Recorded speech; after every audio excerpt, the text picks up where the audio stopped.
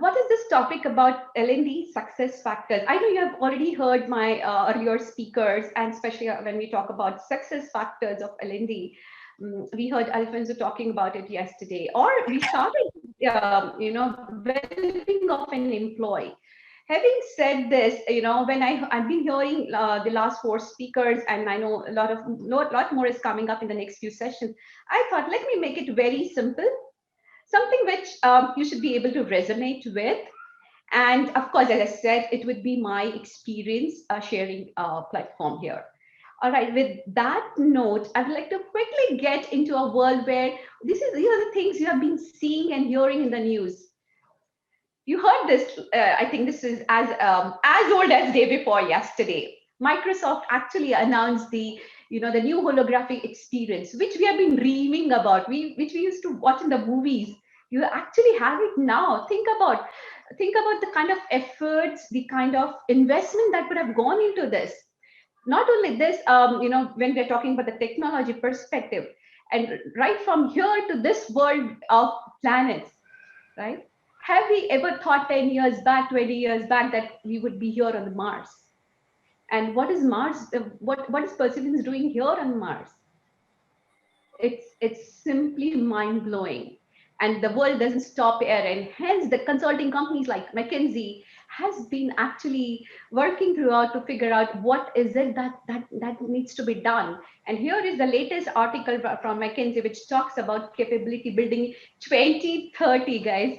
I'm not talking about 2021. 2021 is over. Whatever was to be done for 21 is being done in 2020, right? And I'm not going to talk about new norm. I'm not going to talk about what happened in 2020, because that's a passing. And even 2021, I think most of it is gone now. What we are talking about, what is it that we need to do differently to be successful in the coming years? And we're talking about 2025, 2030. And the new buzzword across the corporate, or even across the business, is the agile organization. What is this agile organization? We, as an L&D experts, need to understand what is this all about. And here is our role, which has, thanks to COVID-19, because I look at it from a positive perspective. This is the time, this is the opportunity which COVID has given us as an L&D professional to be, getting a seat on the table in the discussions. This is the time when you are needed the most. This is the time where you are being valued the most, right? And as we heard yesterday also, skill is the currency today, right? So this is our era, this is the time when you and me are going to make a huge difference in building the organization, or making the organizations successful.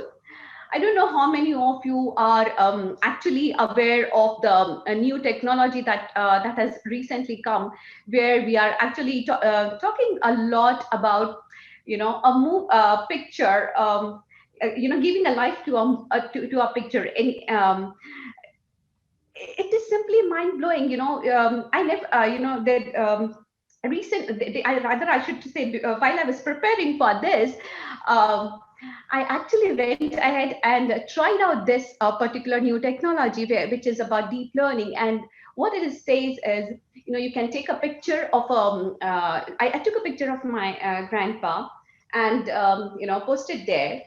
And get what? That picture got alive. His eyes started moving, his neck started moving. It turned out into a live video. Can you beat that? And that's what I'm talking about, right? And not only this, the world today, the economists are talking about what is it that needs to be done differently. And that's what it says, reset. There's a reset of this world now. Think about it. You are no more a person, and you are no more living in a world where somebody would come and say, hey, do 10, 50, 20 hours of learning. Hey, somebody will say, come do these. Qualification is no longer a criteria for you to be successful. Skill development is what are the new skills that you have? What is it that you can give it to the organization, give it to your client, is what is going to make you a success. right? So we need to move out from a mindset of degrees, qualifications into a world where we're talking about upskilling and reskilling. With that, I would like to quickly share with you something very interesting that, all these data, that you are seeing, the GDI data that I recently went through, they have recently come up with the leadership development survey. And it's again quite surprising to see that what leaders are expecting from the L&D and what kind of leadership development that they are expecting. And not only that, how they also want to grow is so very different. So it's not about mentoring, coaching. They want to upskill themselves by attending different programs, right? They want to do something which is very tailor-made, right? So this is what, if you see what I'm talking about, is what led to 29. What happened in 2020 is, you know 10 times advancement in the digitization. Can you ever believe that healthcare could be would be done remotely? It's now the world of telehealth and biopharma. We would have never trusted a doctor. You call up a doctor and say, I have these symptoms, can you prescribe me some medicine? Would you ever do that? No, we won't, right? It's until you meet a doctor, see him, it's difficult to trust him, right? The things have changed. And not only that, and that's where technologies has moved on. 10 times advancement in the technology, which none of the CEOs would have ever dreamed of, that this 2020 would have brought this change. And it's the changes not only in the way business is happening, but it has a direct impact on the learning as well. So what has changed in the learning world? The learning world has become more tech savvy. It has turned into a lot of learning has been, or now the organizations are moving from long 8 hours, 10 hours learning into a micro learning, bite-sized learnings. Remote learning is in, right? And more focus is on simulation based, or what we are these days are calling with them, advancement of technology. We are using AR, VR. That is also in. We are also talking about now moving from business focus, just not a business focus, but a tailor made for a particular group within that business as well, right? So these are going to be the changes that we all have to imbibe and start working on before you go ahead and present it to your business, right? Something very interesting I read, and that was quite eye-opening, was investment in green energy. What does that mean? It very clearly means that with a lot of technology coming in, a lot of remote working happening, like this, for an example, right? We are using, so what are we doing? We are actually leaving a lot of carbon footprint, right? And this carbon foot, if not today, tomorrow is going to make, again, going to impact the environment. So there is going to be a focus on how do we maintain the green energy. So those who are here as a vendor partners should start thinking, what is it that we need to bring into the table to help our client or customers on the green energy as well. So I gave it this little bit based on the latest data research. I'm not going to do a deep dive into further data, but let's come back to what is happening today. What is the life of an L&D person, and why do you think L&D is important? Why you're saying, Kiran, you're talking about technology, you're talking about remote learning, you're saying everything is available on the just Google it. Google will give you everything. You go to Udemy, you have hundreds of free learning webs available. But why do you think it is important? And for that, I will definitely like to share with you a very interesting story. I would humbly request you to close your eyes for for 2 minutes, and I'll walk you through a story, so that I'll also close my eyes. I'll also switch off my video for a second, and let's all together get into that world, what I'm going to be talking about. So let's start with that. Okay, so let me start with this. And the reason I'm saying to close your eyes is, it's important that you come along with me when I'm sharing this story. So here it goes. There were four young blood young boys who were actually great friends. They were living in a very small town. Wonder what they thought was, it's high time we go and start studying. So what they did was, they decided to go to a different town where there was a proper schooling can be done. They were passionate about knowledge, but at the same time, they wanted to gain that knowledge and skill for living. They wanted to earn more money, like you and me, right? So they traveled to a new city, joined a hermitage to do their further studies. They were really good students. They were good learners. They studied there for 12 years sincerely, very hard. They mastered many fields of knowledge. One day, they were actually discussing that it's been 12 years we have been studying, and now we actually finally acquired sufficient knowledge in many branches of science. So, can we go ahead and talk to our guru and seek his permission to depart from this hermitage? Finally, they took a lot of courage, went to their guru, and then requested that it's time for us to start earning money by applying knowledge that we have gained from. They took guru's permission, and guru blessed them.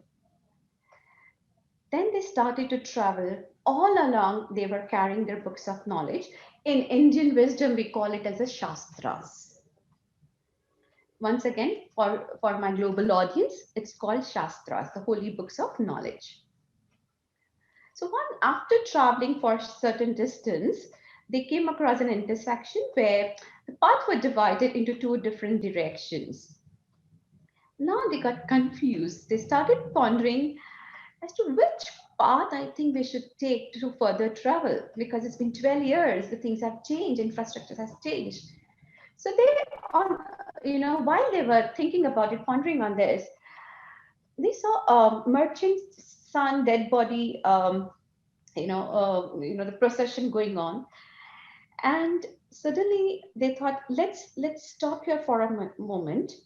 They stood pondering whether they should follow this huge funeral procession, because they saw a lot of prominent people in the procession. So they followed them. Why did they do that? Because they consulted the scriptures of the Shastras, the holy books of knowledge, and one of the boys declared, reading that Shastra, that right path to follow is the path taken by great men. That's what was written in that holy book. So they decided to take the same path as that of the funeral procession. Done. So on what happens there? On reaching the cremation ground, the people stopped there and initiated the funeral proceedings. Now they started pondering what course of action now they should take, because they have just followed this procession. So while pondering such, they saw a donkey nearby. Think about it. Just be with me. While they were pondering, they saw a donkey nearby. Consulting the scriptures of the Shastras again, the other boy declared, a true friend is one who stands by you on all the occasion, be the occasion joyous or sad. What does this mean? He was referring to a book. We generally refer to a book, right? Or from which has given us a lot of knowledge. What happens there? They accepted the donkey as their true friend because they followed what was written. They put their arms around the donkey's neck, adored and kissed him after washing his hoof with water. Think about it. They're just referring to scriptures. Nothing wrong in that, right? At this time, they observed a camel running towards them from a distance. Quickly consulting their scriptures once again, one of the other third boy declared, rightness marches rapidly. Thus, they agreed that the camel marching quickly towards them must be a rightness incarnate and nothing else. So what they do? Well, they once again look at the scriptures and say, a good man should always lead his friend to rightness. Look at this. So what they did, they stopped approaching the camel and introduced that camel with the donkey. My God, This is what happens when you refer to the book. Then they tied the donkey to the camel in order to lead their friend to righteousness. The camel dragged the donkey, of course he would, while continuing his journey. The donkey's master was a washerman who saw these four boys tying his donkey to the camel. So he definitely would get angry, and he got angry and ran after these boys with a stick. On being chased by by the washerman, these four learned fools ran for their lives and reached a river where they observed a leaf of holy tree floating on the water of the river, which generally you see on any water body. So one of the boys again declared, holiness carries one across the river of life. He jumped at once on the holy leaf to cross the river. Unable to swim, he immediately began to drown. And here comes the interesting part of it. When the other boy saw him dragged by the river, he also jumped at once, trying to catch hold of him from neck. And guess what happens? The river was very strong, the currents were very strong, and he was not able to drag his friend to the river. And again, he remembered that was taught, the thing that was taught to them as a part of the scripture was, when a wise man knows the total destruction is imminent, he would sacrifice half and work with the rest. Oh my God. So they immediately took out their sword and cut his friend into half. He was then able to drag him to the bank of river. By that time, of course, the friend had already dead. Now what happens? They move from the riverside, getting into the village. So they saw they actually met the Brahmin, one of the villagers there, and one of the villagers served them with the sweet noodles. These three gentlemen again thought of the scriptures and read, long tactics will surely take a man to destruction. So he did not eat the food and remained hungry throughout the night. When the villagers came to know in the morning that they didn't have the dinner served for them, they laughed and ridiculed them. Angrily, the three young remained learned fool to depart from the villages. So what happens there? As they started their journey, the villagers went a long distance with them all the time, laughing, ridiculing, and mocking them all the way. So, ladies and gentlemen, what does this tell you? The three gentlemen, they had their degree they studied passionately for 12 years. They became a master of some subjects. What does this tell you? You have hundreds of material available today. Everything is available free of cost on the Google or any of the websites that you take. Everything is available. You can just go buy a book, read, and become an expert. But what is very important is the implementation of these learnings. Where to implement what and how to actually, first of all, understand the meaning of it, right? So with that note, we'd like to start with the very important aspect of what is it that is stored for you as a part of today's session. So here is the agenda for today's session. Looks like it got stuck. 1 second. Yeah, here is the agenda for today's session. What is the role of an L&D? Framework for, of course, this has been given to me by gsdc, and these are going to be very basic things that I'm going to be talking about. And yes, some of it may look like repetition, but trust me, you will find it very differently. So let's start with the role of an L&D. So with that, the first basic thing you should all keep in mind is, any organization, the first thing why L&D even exists is it's born because of the leadership agenda, the agenda at the board level. Why some organizations, if you've heard about IBM yesterday, right? And you would have heard a lot about Estrogen also, they talked about data academy.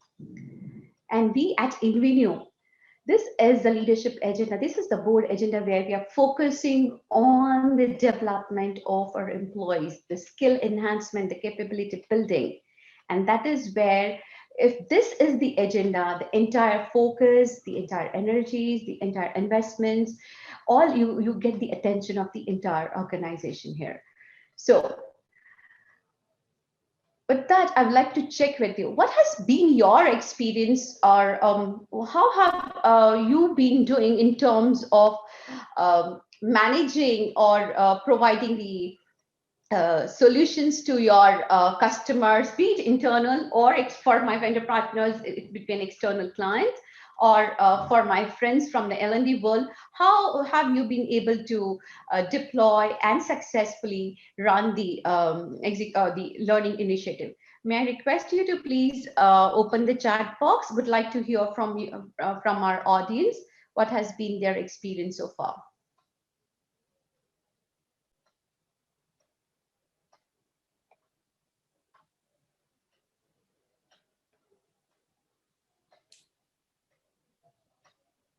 To all our audience, the chat box is open. You may type in your experience as our speaker has requested.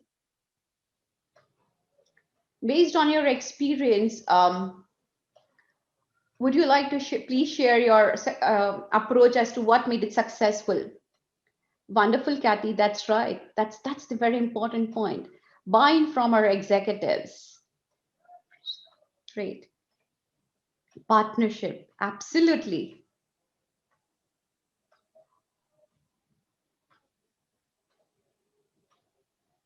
Budget. Yeah, we all need money for sure to run these academy. Right. Executives may sponsor, but buying from the employees lies in with the line manager. Very good. Yeah. Thanks, Prasad. Understand business direction, building internal talent for strategic alignment. Great. Wonderful points. Thank you so much. Right. So customized to their needs, providing absolutely great points coming in. So if you have to look back and think about, these are the things that has made you successful in implementing whatever you had planned, and right as in your side, what is in it for them. That's very important. And this is where I'm going to be telling talking more into how are you actually strategizing it. Most of the points you have already covered, right? The very important thing that you're talking about here is this strategizing it. The first important aspect of successful execution is strategizing. And let me tell you a very interesting fact here. From an Indian wisdom, I know this is a global call, and this is nothing to do with any of the religion or any bias towards any of the scriptures or philosophies. But this is something I have recently learned. And let me tell you one thing. I have started my learning journey, and I've started going to school, which is called Chiranjeev Guru School, where I'm learning my leadership development course, and it is a management course based on the Indian wisdom. And hence, I was really pleasantly surprised to learn about the old 2005-year-old strategy that was shared, applied, and this is a proven approach to any of the projects that you do in any field, irrespective of whether you're learning and development field, or you are a you're into business development. And this is where I thought it's important that as a learning and development professional also, we should know how do we strategize, not only strategize, but how do we actioning our strategies into practice. And here is what Acharya Chanakya talks about this strategy. And this is, let me tell you, this is 100 years old strategy. And you will see a lot of these things that I'm going to talk about. You have been hearing it as a part of the Western philosophy also. And a lot of books have been talking about, be it Simonson talking about, or other gurus talking about how do you start it, how do you execute the strategies that you define. So here is the 5-step strategy that I would like to share with everybody, and that is called Panchang, okay, which means 5 parts. That's a 5-step, and it starts with the first step. And remember, in Indian wisdom, everything is cyclic, nothing is linear, which means it's an ongoing process. It's a cyclic, because if you look at from a nature perspective also, earth is round and flat and at pole. That's what we have been hearing and seeing, right? So everything is cycling, and this isn't that very interesting thing?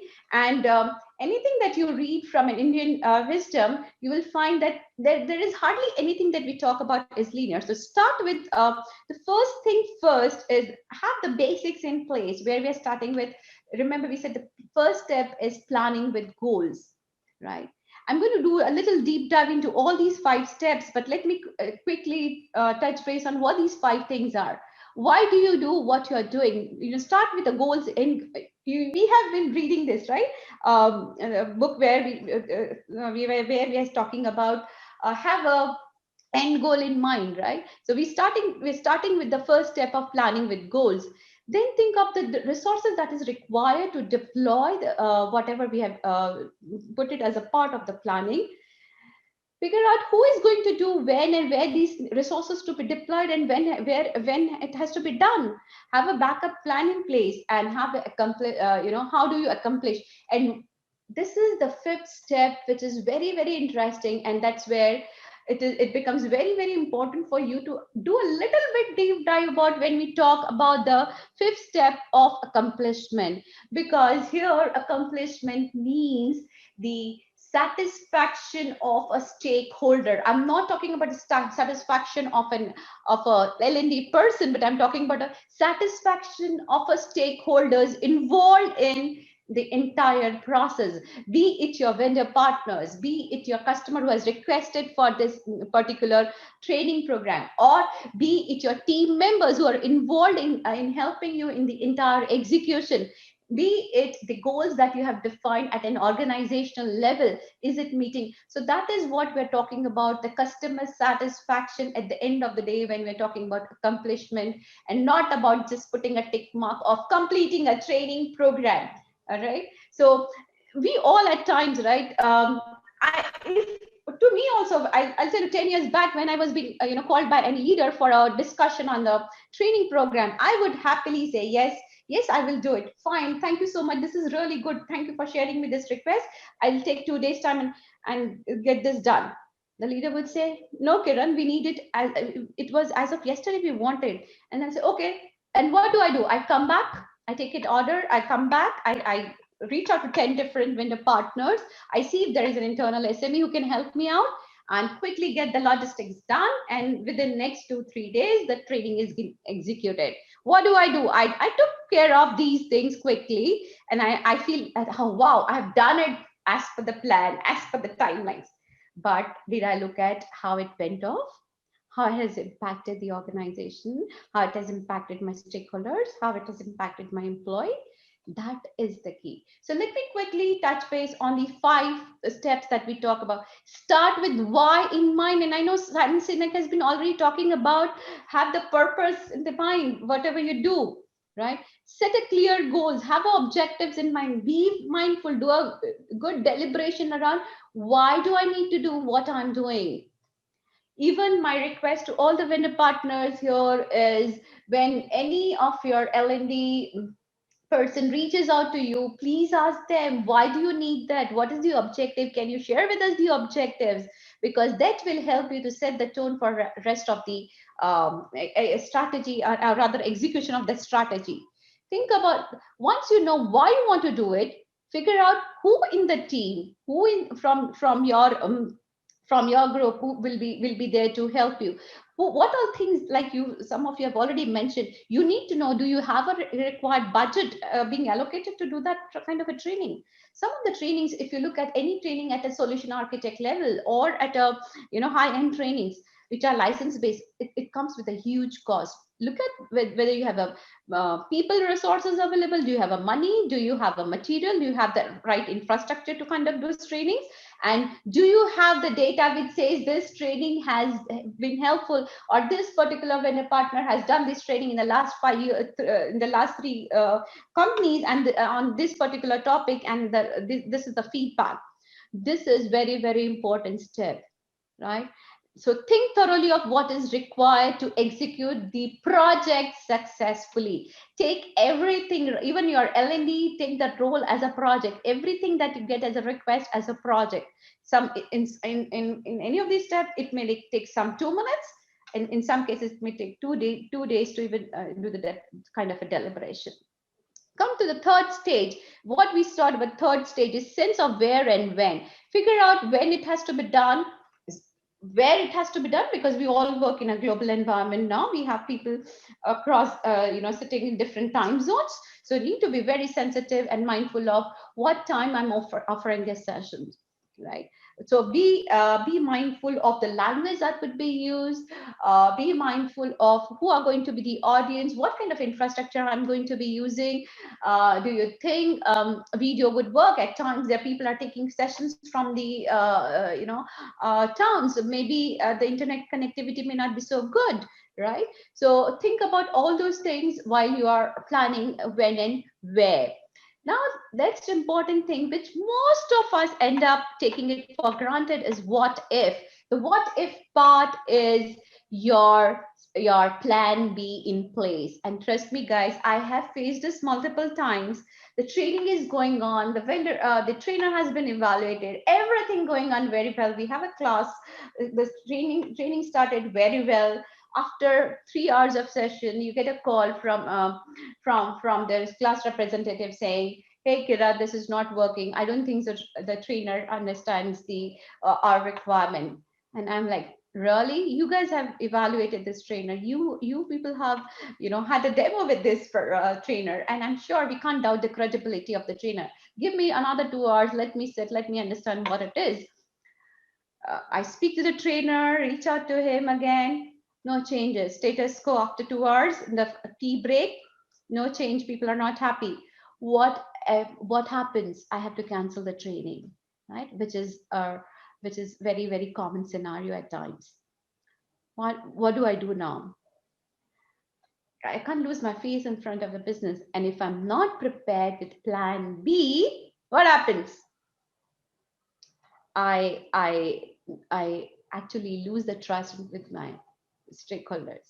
I know things are not in my control. It was a business who had actually evaluated, but what went wrong was not in my control. The trainer didn't deliver as per the expectation. And same may go at a vendor level also. What happens? The trainer didn't turn up because XYZ emergencies, right? You also have to keep a trainer B in place if a trainer does not come. So always have plan B in place so that you have a backup in place, and what even in the organization, that's the reason we have a succession planning in place, right? If X leader or a top talent or your critical talent leaves, you have somebody else to take up the role there. Don't forget this step. This really helps you. This actually establish a lot of credibility for you in the role that you are in. Now, coming to the last step, and that is where I say, all said and done, whatever kind of execution you do, if it is not to the satisfaction of your stakeholder, what happens? What happens then? It's like just a tick mark in the box, right?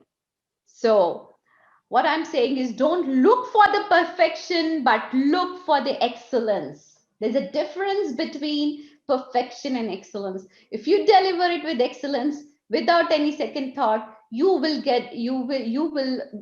credibility will go up. You will be considered as an SME. And you don't, trust me, guys, you don't need to be an SME of everything, because you are going to take care of a functional programs, domain programs, or a technical program. You can't be master of all, or right? You can't be even jack of all, because there are so many new technologies coming up. but you need to know, how do I execute it successfully? How do I make a difference? And if you follow these 5-step process, trust me guys, you will be there for sure.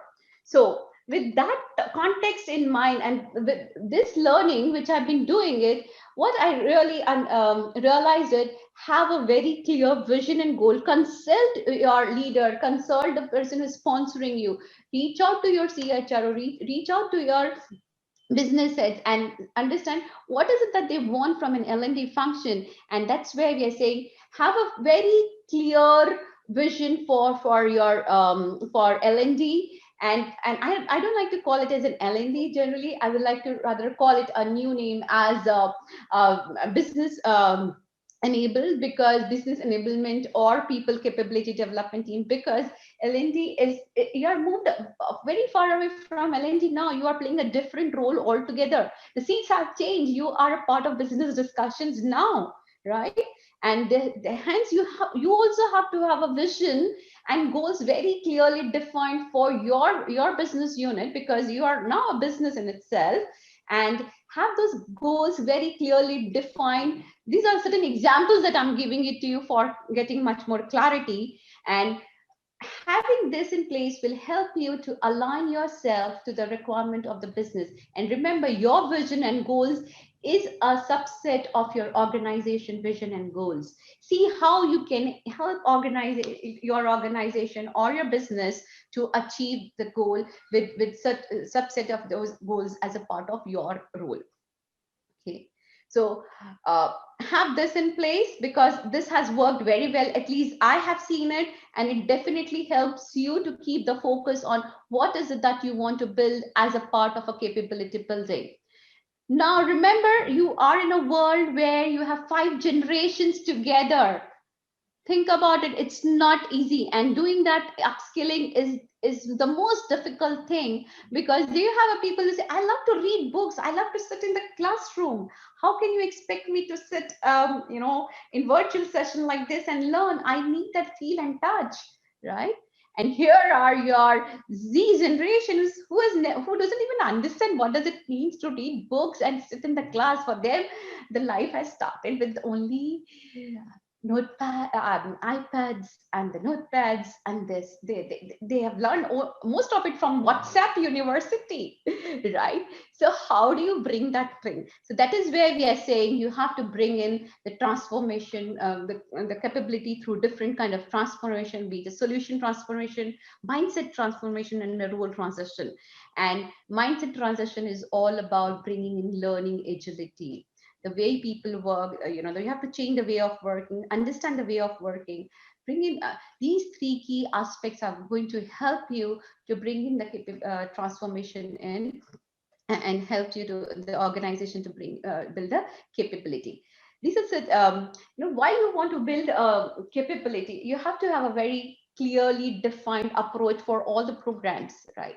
And here is the certain here is the approach that we generally recommend, which is 70-20-10 adult learning principle, where 70 only 10% is a classroom session, 20% is through a peer learning, and 70% is more of a practical learning, which is on the job learning, project based learning. And this actually has yielded a great result, had a very good impact for us. At least I've seen it in the last 4 years. This has have actually helped me to be successful in the role that I play. I know it is not easy, but what happens is the owners, again, remember, learning is a partnership between the learner and the sponsor. It is not wholesale responsibility of a sponsor, but learner has to be equally interested to see what is in it for me. And here are certain processes that you need to be very careful of, or and keep in mind when you are delivering any program or executing any program, because processes has to be very clearly defined. So run your organization with process. The L&D organization can happily easily be run with processes, but what is very important is have people in mind. These processes have to be kept tailored around the people. People is the key aspect. What is your learner looking for? What kind of programs they are looking for? What kind of expectations they have? What kind of learning style they have? What is it that they want to know from you, right? What is it that you can give it to them, right? So think from those perspective. Have a, and not only that, but maintain, as I said, work, provide excellence. We are not looking for perfection, we're looking for excellence. So have a proper process document in place, so that whenever you have a new person joining or leave, it becomes, the transition becomes easier. There is a ready reference document for everybody to know, to refer to, as and when there are issues or challenges to face, right? So these are certain prerequisites from an L&D perspective, from a role perspective, because until and unless you have categorized your entire processes entire functions into four categories, that is people, process, system, and content, I think you will not, you will always tend to get confused. What is it that I need to do? If you have this program prerequisites in place, it becomes much more easier to run your program in a very, very structured way.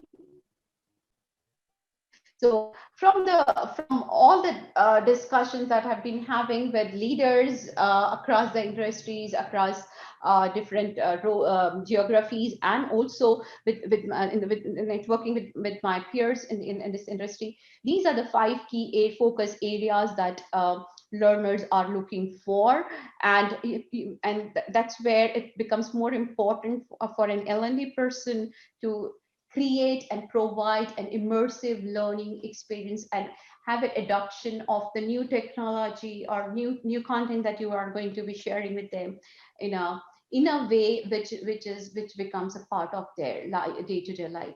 Remember the last 2 points where I'm talking about having a practice lab and collaborative learning platform, guys.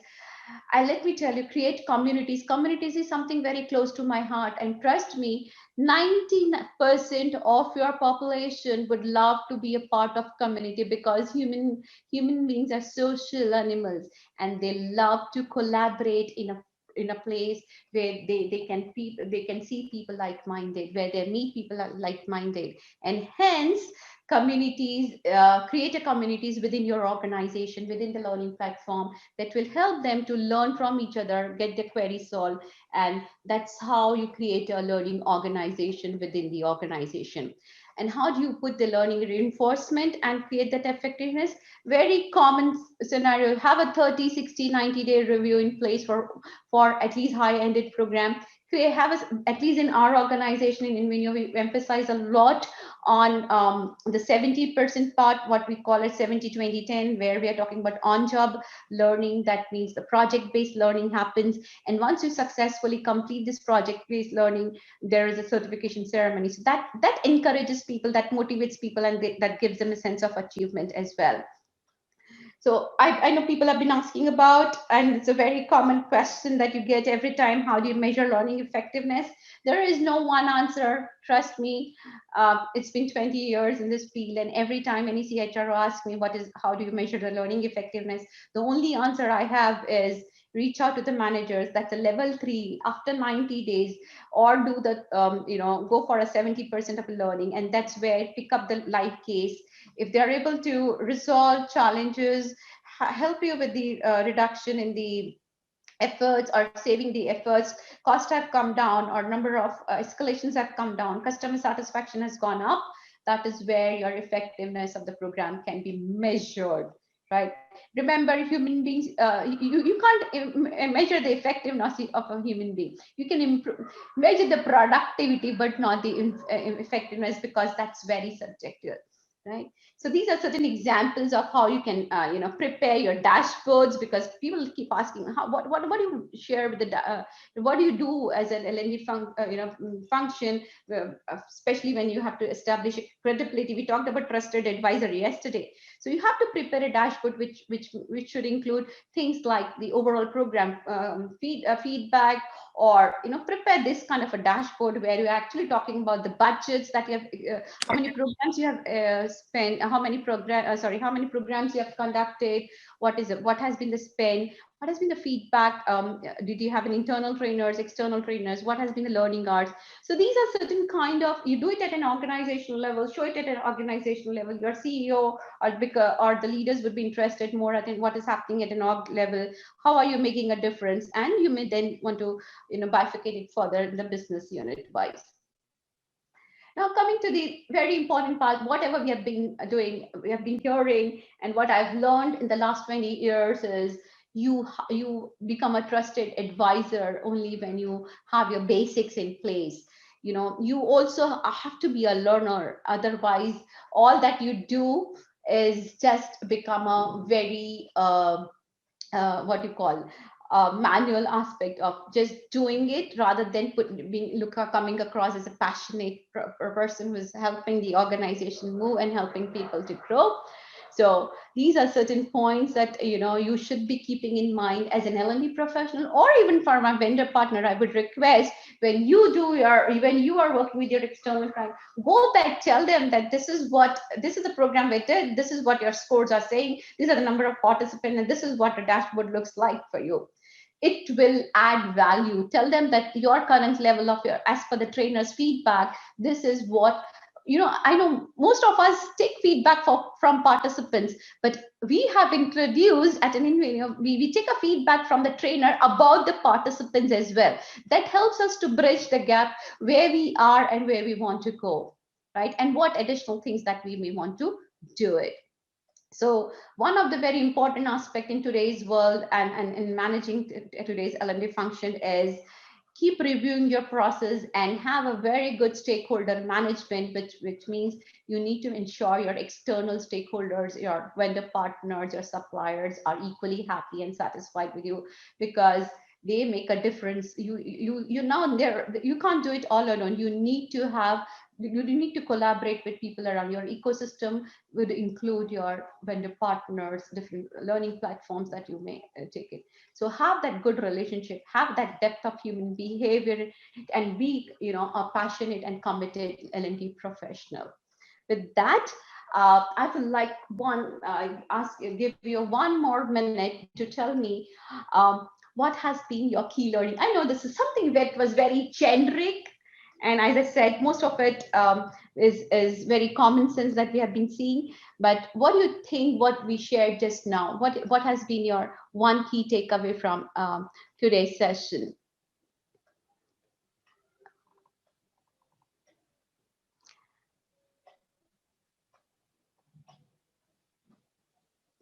Thank you, Kathy. Yeah.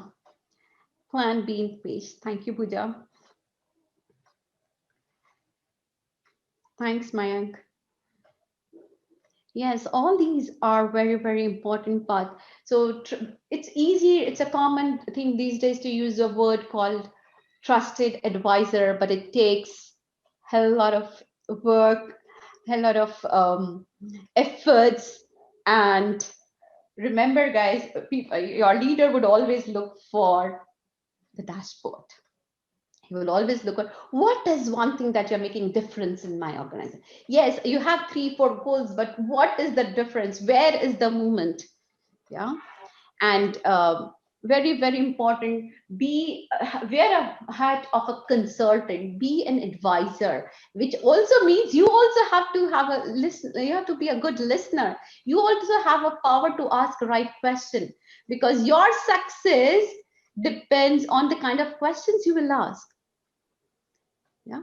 So what makes a difference as an L&D person? Remember, guys, you should take a pride of what the role that you are playing today, because this is the time when you actually can showcase your talent, your experience, your knowledge, your skill set, right?